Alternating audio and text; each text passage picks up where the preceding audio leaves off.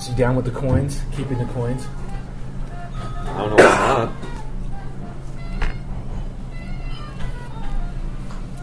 Unless someone can prove that there's a valid reason to remove the coins, I don't think you should. I mean, over people getting their feelings hurt. I mean, I've seen more scathing comments on Sports Shooter every single day that are much more scathing or upsetting than only getting 2 coins for a photo. If you only get 2 coins for a photo, then make better photos. That's how I see it. Yeah, I do too. And I think, you know, I've seen the coin system abused. I've seen it myself where, well, I should not say that. I'll bleep that out. There's a guy who, I put up a photo. He gave me 15 coins, which is the highest vote. Then we got in an argument, and he went back in and gave me 1 coin on the same picture, like to attack me, you know. So I've seen what a joke it is. But it's not the coins that's the joke, it's the guy that's the joke. Isn't it? Does the 1 coin, giving you 1 coin after you already giving you 15 coins actually makes a difference? Is that like a 1 coin factor still, or is the 1 coin factor when you only get a coin to start off with? Yeah, usually the 1 coin is like the first vote. If it's not, you won't really notice. Unless you see someone who has 16 coins on a post. Then you know someone gave them 1 and they went back in and gave themselves 15 to try and average it out. Or there's just a 1 and a 15. Well, I want to know. I wish I was on Utah Photojournalism right now. I'm sitting here about to edit. We all do.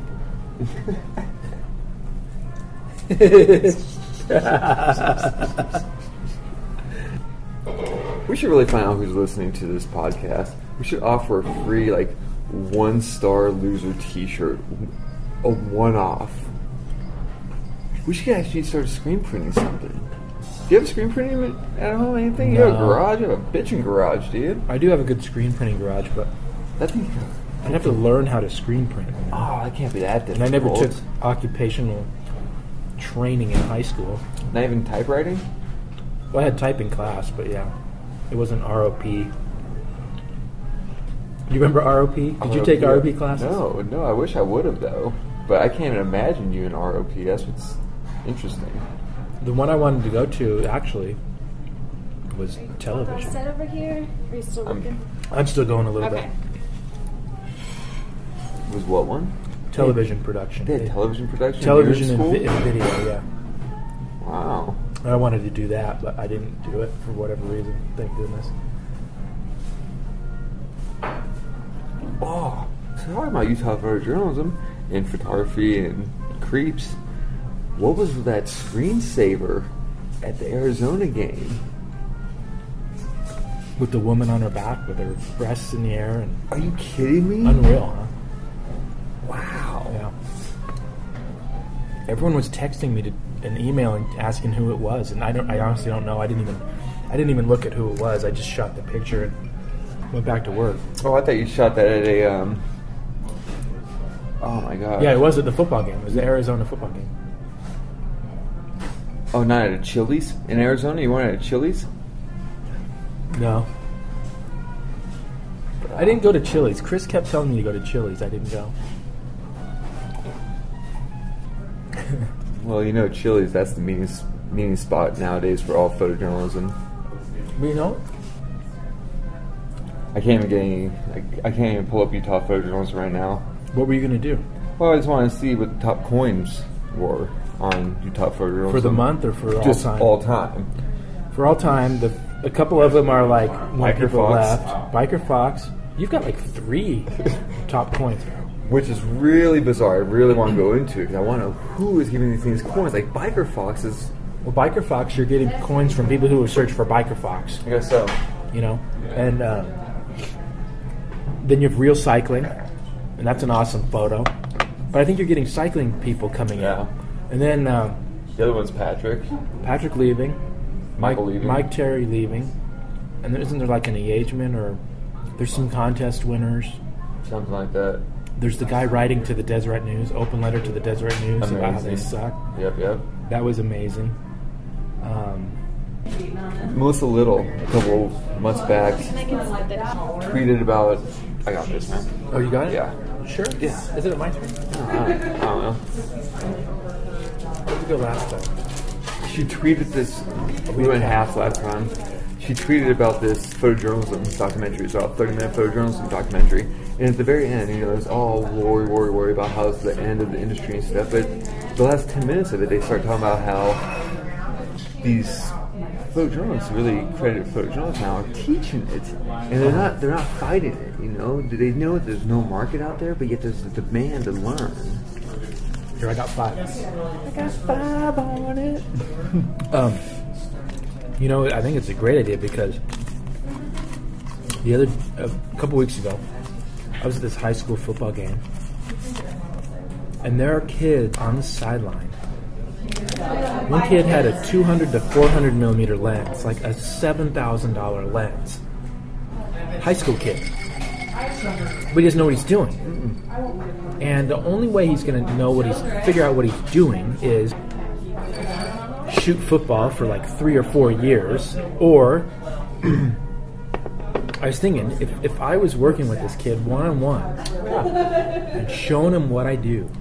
You remember that sports photo talk I did? I kind of got into a lot of the detail, like if you're standing here and you have this lens, this is where you have covered. It's just stuff that you have to figure out game by game, like over a long period of time, or someone could just tell you real fast and say, okay, here's what you're going to do.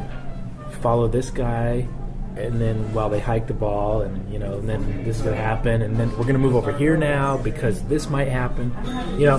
If I was with one of those kids one-on-one for one game, it would just change everything. Thanks. Here you go. Oh, it totally would, and I agree with that. And it's.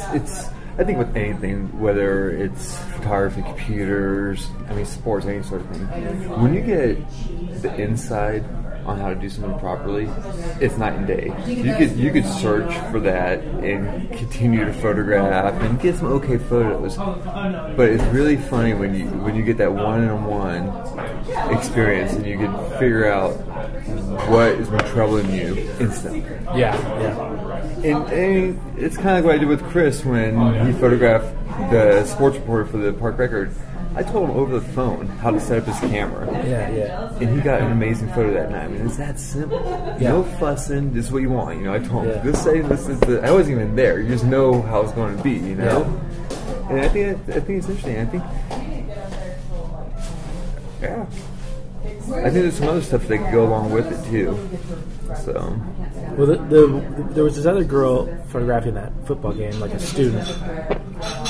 And I have this wide shot of this touchdown, so she was in the background.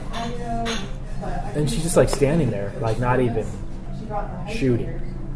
And she was the typical student you see who doesn't have the right gear, who can't zoom in, it's too dark. Yeah. And this was a perfect moment where the action was close.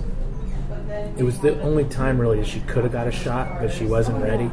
It's the kind of thing where if you're with somebody, you would be like, okay, you got to be focused, be ready for this, it's coming, and you just get them ready. But if they're just standing there by themselves and it doesn't matter anyway, and blah blah blah, you're just going to get mediocrity every time.